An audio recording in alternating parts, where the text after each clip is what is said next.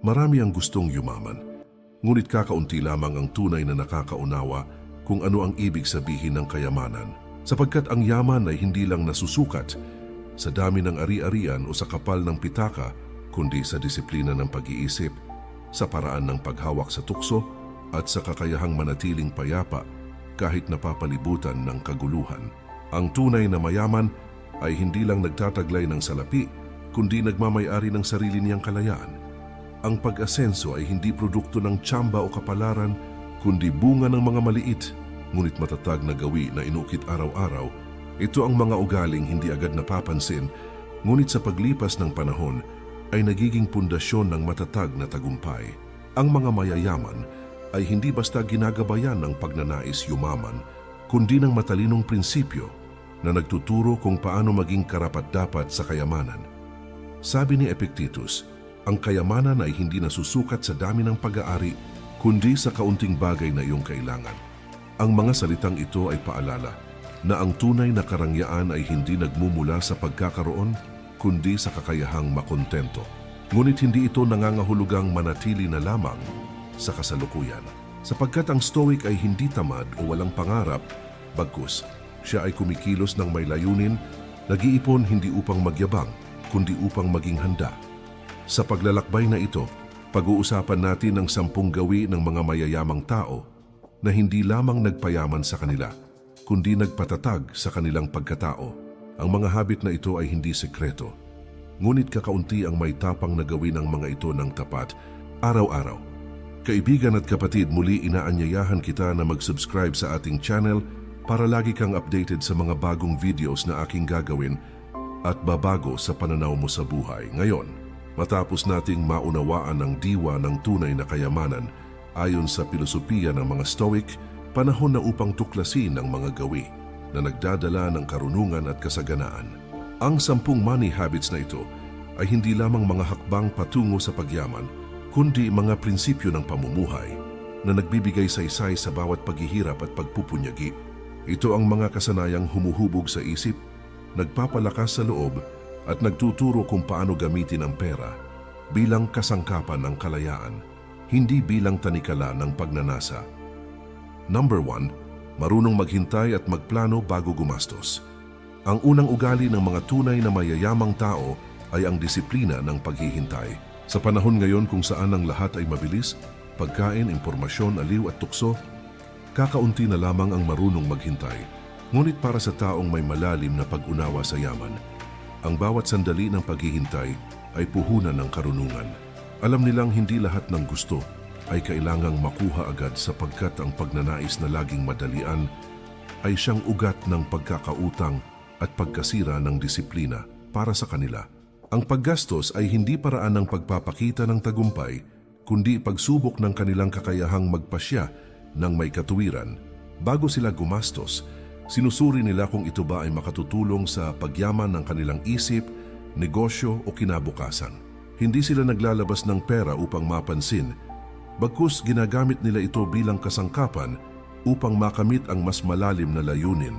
Sa bawat desisyon tungkol sa pera, kasama ang pagninilay, pagpaplano at pag-alam sa tunay na halaga ng bagay na binibili.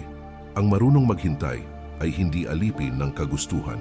Siya ang may kontrol sa sarili, at iyon ang unang tanda ng karunungan. Sapagkat ang taong hindi marunong maghintay ay madaling malinlang ng ilusyon ng madali ang ginhawa. Ngunit ang taong marunong magpasensya, siya ang nakakakita ng mas malawak na larawan ng kinabukasang hindi nakikita ng mga padalos-dalos. Sabi ni Seneca, ang kayamanan ay dumarating sa mga marunong gumamit ng oras. Ang bawat oras na hindi ginugugol sa walang kabuluhan ay nagiging puhunan ng kapayapaan at kasiguruhan. Ang mga mayayaman ay hindi natatakot sa mabagal na progreso dahil alam nilang ang tunay na kayamanan ay hindi hinahabol. Ito ay dahan-dahang binubuo. Ang pag-asenso ay hindi lamang tungkol sa kung magkano ang kinikita, kundi kung paano mo hinahawakan ang iyong mga kagustuhan. Kapag natutunan mong maghintay, magplano at tanggapin na may tamang panahon ang lahat, doon nagsisimula ang pagyaman. Hindi lang sa pera kundi sa karakter, dahil ang marunong maghintay ay nagiging mayaman sa karunungan at kapayapaan. Number 2, marunong mag-ipon at magpigil sa luho. Hindi lahat ng yumayaman ay nakakaunawa na ang tunay na kalayaan ay nagsisimula sa disiplina sa sarili. Maraming tao ang nauubos ang kinikita sa kasiyahang panandalian. Ngunit ang mayayaman ay natutong gamitin ang pera bilang kasangkapan, hindi bilang aliwan. Sa bawat perang naitatabi, nakikita nila ang pundasyon ng kapanatagan at kalayaan sa hinaharap. Ang kakayahang magpigil sa luho ay nagiging simbolo ng lakas ng loob at karunungan sa pamumuhay. Ang pag-iipon ay hindi tungkol sa pagiging maramot, kundi sa paggalang sa hirap ng sariling paggawa. Alam ng mga matatalino sa pera na bawat pisong naitatabi ay hakbang patungo sa seguridad at kapayapaan ng isip. Hindi nila hinahayaang maubos ang pera sa mga bagay na panandalian lamang ang saya, sapagkat alam nilang ang tunay na kasiyahan ay nagmumula sa kapanatagan ng isip at katiyakan sa hinaharap. Ang mga mayayaman ay may malinaw na hangganan sa pagitan ng pangangailangan at luho. Kapag kailangan, sila ay handang gumastos ng matalino. Ngunit kapag luho lamang, marunong silang tumalikod ng walang panghihinayang. Ang kakayahang ito ang nagbibigay sa kanila ng lakas na hindi kayang bilhin ng pera, dahil natutunan nilang kontrolin ang sarili kaysa magpadala sa tukso ng sandaling aliw. Sabi ni Marcus Aurelius, ang nagpapasasa sa labis ay nagiging alipin ng sariling pagnanasa. Ang paalalang ito ay gabay ng mga taong marunong magtimpi, sapagkat ang disiplina ay hindi hadlang sa kalayaan, ito mismo ang pintuan patungo rito. Kapag natutunan mong iwasan ng labis, mas nauunawaan mo ang halaga ng sapat. Ang pag-iipon ay hindi lang paghahanda sa hinaharap, kundi paghubog sa karakter. Ang taong marunong magpigil sa luho ay hindi lang nagkakaroon ng pera, kundi kapayapaan ng isip at respeto sa sarili. Sapagkat ang tunay na mayaman ay hindi yaong maraming binibili, kundi yaong marunong hindi bumili kapag hindi kailangan. Number 3, marunong mag-invest sa sarili. Ang tunay na yaman ay hindi lamang nasusukat sa pera, kundi sa antas ng kaalaman, kakayahan at karakter. Ang mga mayayamang tao ay nauunawaan na ang pinakamahalagang puhunan ay ang sarili. Hindi sila natatakot gumastos ng oras at pera upang palawakin ang kanilang kaalaman, paunlarin ang kanilang kakayahan at pagyamanin ang kanilang isip. Ang bawat oras na inilaan sa pag-aaral, pagsasanay at pagpapabuti sa sarili ay nagiging puhunan na magbubunga ng higit na kalayaan at oportunidad. Hindi sapat ang kumita lamang ng pera kung ang iyong sarili ay hindi lumalago. Ang pag-invest sa sarili ay nangangahulugan ng patuloy na pag-aaral, pagbabasa at paghasa sa mga kasanayan na magdadala sa iyo sa mas mataas na antas ng pamumuhay. Ang mga mayayaman ay hindi natatakot magsimula sa maliit at matuto sa proseso, sapagkat alam nilang ang tunay na tagumpay ay bunga ng tiyaga at paghubog sa sarili. Sabi ni Seneca, ang isang buhay na hindi inilalaan sa pag-aaral at pagpapabuti sa sarili ay nagiging wastong pag-aksaya. Ang mga salitang ito ay gabay para sa bawat taong nagnanais na umangat hindi lamang sa pera, kundi sa karunungan at karakter. Sa bawat hakbang na inilalagay sa sarili, lumalago ang kakayahang gumawa ng mas matalinong desisyon at harapin ang hamon ng buhay ng may tapang. Ang mga taong marunong mag-invest sa sarili ay hindi lamang nagiging eksperto sa kanilang larangan, kundi nagkakaroon ng mas malalim na pag-unawa sa mundo. Ang kanilang oras, karanasan at kaalaman ay nagiging puhunan na nagbibigay ng higit na halaga kaysa anumang material na bagay. Sila ang nakakakita ng pagkakataon kung saan ang iba ay nakikita lamang ang hadlang, sapagkat ang tunay na kapangyarihan ay nagmumula sa kakayahang umunlad. Ang pagpapahalaga sa sarili ay nagbubukas ng mas maraming pinto at oportunidad. Kapag patuloy mong pinapanday ang iyong kaalaman, kasanayan at karakter, natututo kang gumawa ng matalinong desisyon, harapin ang mga pagsubok ng may tapang, at maging handa sa mga oportunidad na darating. Ang taong marunong mag-invest sa sarili ay nagiging mayaman sa karunungan, kakayahan at pananaw sa buhay. Number 4, marunong magplano at magtakda ng layunin. Ang mga mayayamang tao ay hindi basta-basta sumusunod sa agos ng buhay. Nauunawaan nila na ang direksyon at layunin ang gumagabay sa bawat hakbang. Ang kakayahang magplano ay nagbibigay daan upang maging sistematiko at disiplinado sa paggamit ng oras, pera at enerhiya. Hindi sila nagkakagulo sa bawat oportunidad o tukso, bagkus pinipili nila ang mga hakbang na may malinaw na epekto sa kanilang pangmatagalang tagumpay. Ang pagtatakda ng malinaw na layunin ay nagpapalakas ng konsentrasyon at nagbibigay kahulugan sa bawat aksyon. Ang mga mayayaman ay alam na ang bawat desisyon ay dapat nakaayon sa kanilang pangmatagalang plano. Hindi sila natitinag ng pansamantalang kabiguan sapagkat nakikita nila ito bilang bahagi ng proseso. Ang bawat maliit na hakbang na naayon sa plano ay nagiging tulay patungo sa mas malaking tagumpay. Sabi ni Epictetus, ang hindi naglalagay ng layunin ay parang barkong walang direksyon. Ang paalalang ito ay nagsisilbing gabay upang ang bawat aksyon ay may kabuluhan at hindi sayangin sa walang saysay na pakikibaka. Ang buhay ay puno ng tukso at kaguluhan, ngunit ang taong may malinaw na layunin ay nakakakita ng daan kahit sa gitna ng dilim. Ang mga marunong magplano ay may kakayahang tukuyin kung ano ang mahalaga at kung ano ang pwedeng ipagpaliban o iwasan. Ang disiplina sa pag-prioritize ay nagiging susi sa mas matatag na kinabukasan. Sa pamamagitan ng malinaw na plano, mas nakokontrol nila ang oras, pera at enerhiya at nagagamit ito sa pinakamabisang paraan para sa personal at pinansyal na pag-unlad. Yung paglaan ng panahon sa pagpaplano at pagtatakda ng layunin ay hindi lamang nakakatulong sa pagyaman sa pera, kundi pati sa paglago ng karakter. Ang taong may malinaw na direksyon ay hindi basta sumusunod sa uso o sa kagustuhan ng iba, kundi gumagawa ng desisyon na makakabuti sa kanyang kinabukasan. Sa ganitong paraan, nagiging mas matatag, mas disiplinado, at mas handa sa anumang hamon ng buhay. Number 5. Marunong magkontrol ng emosyon sa pananalapi. Ang mga mayayamang tao ay nauunawaan na ang pera ay hindi lang halaga kundi salamin ng kanilang disiplina at karakter. Hindi sila nagpapadala sa takot, galit o labis na kasabikan sa bawat desisyon sa pananalapi. Ang kakayahang kontrolin ng emosyon ay nagiging pundasyon ng matalinong pamumuhunan at tamang paggastos. Ang pera ay nagiging kasangkapan, hindi panghihikayat sa padalos-dalos na desisyon.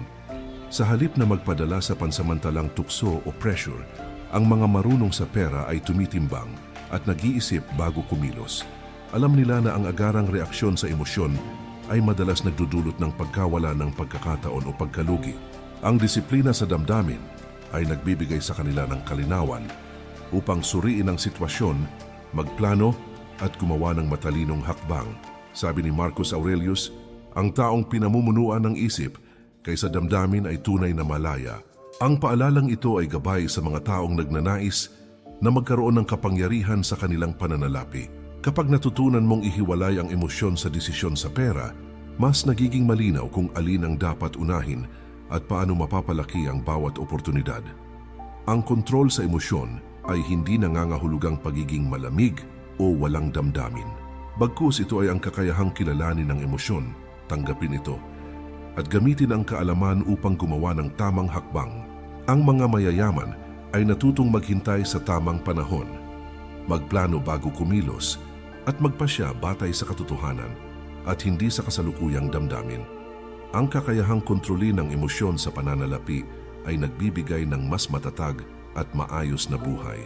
Ang taong may disiplina sa damdamin ay nagiging mas maalam, mas mapagmatyag sa pagkakataon at mas handa sa anumang pagsubok. Ang yaman ay hindi lang nasusukat sa pera, kundi sa kakayahang magdesisyon ng may kalinawan at kapanatagan ng isip. Number 6, marunong magkaroon ng tamang pakikipagkapwa. Ang mga mayayamang tao ay nauunawaan na ang pera at tagumpay ay hindi nagmumula sa sarili lamang, kundi sa kakayahang makipag-ugnayan sa iba ng may respeto at integridad. Hindi nila ginagamit ang kapangyarihan o kayamanan para manipulahin o apihin ang ibang tao. Sa halip, pinipili nilang bumuo ng matibay na relasyon na nakabatay sa tiwala, respeto at mutual na pag-unlad. Ang kanilang network ay hindi lamang nagbibigay ng oportunidad, kundi nagiging gabay sa tamang desisyon at pamumuhay. Ang pakikipagkapwa ng mayayaman ay nakatuon sa pagbibigay halaga sa bawat tao. Alam nila na ang tagumpay ay mas matatag kung may suporta at respeto mula sa mga kasama sa buhay, sa negosyo at sa lipunan. Hindi nila binabaliwala ang opinyon o damdamin ng iba sapagkat nauunawaan nilang ang bawat koneksyon ay maaring maging tulay sa mas malalim na karunungan at mas matatag na pundasyon sa buhay. Sabi ni Seneca, ang tunay na kayamanan ay nasusukat sa kalidad ng ating mga ugnayan. Ang paalalang ito ay nagsisilbing gabay upang maging mapanagot at maingat sa paraan ng pakikitungo sa kapwa. Ang tao na marunong makipagkapwa ng may integridad ay hindi lamang nagkakaroon ng tiwala ng iba, kundi nagkakaroon din ng respeto sa sarili. Bukod sa respeto at tiwala, ang mga mayayaman ay marunong din magbigay ng walang inaasahang kapalit. Alam nila na ang pagtulong sa iba ay nagbubunga rin ng positibong epekto sa sarili. Ang kanilang mga aksyon ay nagiging halimbawa ng balanseng pamumuhay kung saan ang tagumpay ay hindi lamang pansarili, kundi may kabahagi ring kabutihan sa ibang tao. Ang tamang pakikipagkapwa ay nagbubukas ng mas maraming oportunidad at nagpapalakas sa posisyon ng isang tao sa buhay. Sa pamamagitan ng matibay at maayos na relasyon, mas nagiging madali ang pagtahak sa mga hamon at mas lumalawak ang kakayahang makamit ang pangmatagalang tagumpay. Ang mayaman ay hindi lang may pera, kundi may kakayahang bumuo ng koneksyon na nagtataguyod sa kanyang kalayaan, seguridad at karunungan. Number 7. Marunong gumawa ng matatalinong desisyon sa pera. Ang mga mayayamang tao ay hindi basta-basta nagdedesisyon tungkol sa pera. Nauunawaan nila na bawat hakbang ay may kaakibat na epekto sa hinaharap. Bawat desisyon ay sinusuri ng maigi, hindi batay sa damdamin o kagustuhang pansamantala. Ang kakayahang gumawa ng matalinong desisyon ay nagiging susi sa pag-iwas sa pagkatalo at sa pagkakaroon ng matatag na pundasyon para sa kanilang buhay at negosyo. Hindi lamang ito tungkol sa pag-iwas sa pagkakamali, kundi sa paggamit ng tamang kaalaman at karanasan upang mapalaki ang yaman. Ang mga mayayaman ay pinag-aaralan ang bawat oportunidad, tinatantiya ang panganib at benepisyo, at pinipili ang hakbang na may pinakamalaking potensyal na maghatid ng pangmatagalang tagumpay. Ang kanilang disiplina sa paggawa ng desisyon ay nagiging gabay upang hindi magpadala sa tukso ng pansamantalang aliw o mabilisang kita. Sabi ni Epictetus, ang kalayaan ng tao ay nagsisimula kapag siya ay kumikilos ng may pananagutan at pag-iisip. Ang paalalang ito ay nagpapaalala na ang bawat desisyon sa pera ay dapat pag-isipan ng mabuti sapagkat ito ay sumasalamin sa kontrol sa sarili at sa kakayahang harapin ang hinaharap ng may katiyakan. Ang taong marunong gumawa ng matalinong desisyon ay hindi basta sumusunod sa uso o opinyon ng iba, kundi kumikilos batay sa sariling prinsipyo at layunin. Ang kakayahang magdesisyon ng tama ay nagmumula rin sa karanasan at patuloy na pag-aaral. Ang mga mayayaman ay hindi natatakot magkamali, ngunit bawat pagkakamali ay kanilang ginagamit bilang aral upang mas mapabuti ang susunod na hakbang. Sa ganitong paraan, lumalago hindi lamang ang yaman, kundi pati ang karakter at kakayahang humarap sa mas malalaking hamon. Ang pagiging maalam sa desisyon sa pera ay nagbibigay ng kapayapaan ng isip at tiwala sa sariling kakayahan. Ang tao na may kakayahang timbangin ang panganib at oportunidad ay nagiging mas handa sa anumang pagbabago sa buhay. Sa ganitong paraan, ang yaman ay hindi lamang material na bagay kundi simbolo rin ng katalinuhan, disiplina at kakayahang mamuhay ng may kontrol at layunin. Number 8. Marunong mag-manage ng oras at prioridad. Ang mga mayayamang tao ay alam na ang oras ay isang yaman na hindi na maibabalik.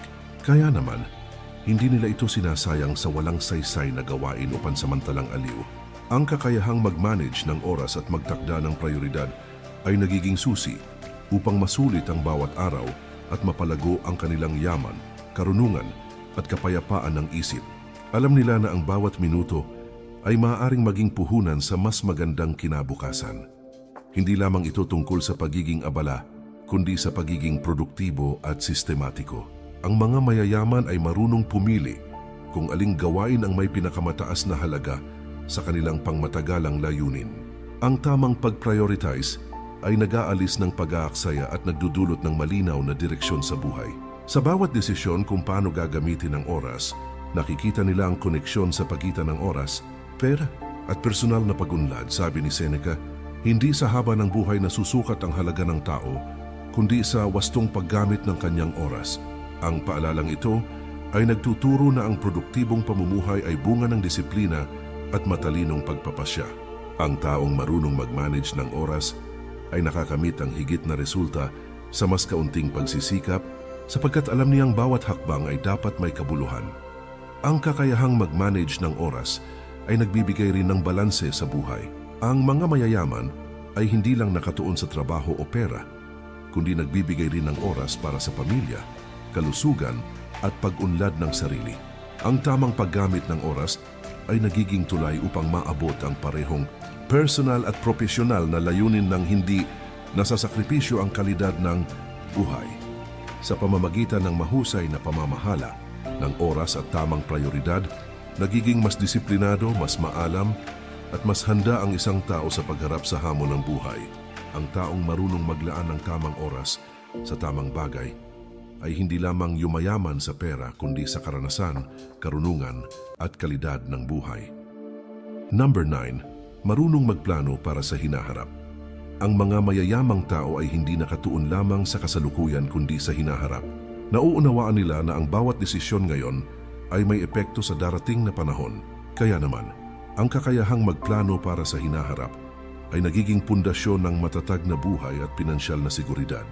Hindi nila hinahayaan na ang kasalukuyang tukso o kagustuhan ang magdikta ng kanilang mga hakbang, bagkus pinipili nilang gumawa ng mga aksyon na magbibigay ng pangmatagalang benepisyo. Ang pagplano para sa hinaharap ay nangangahulugang pagtukoy sa layunin, pagtataya sa panganib, at pag-iingat sa mga posibleng kahinaan. Ang mga mayayaman ay may malinaw na plano kung paano palalaguin ang kanilang yaman, paano pangalagaan ang pamilya, at paano maging handa sa hindi inaasahang pangyayari.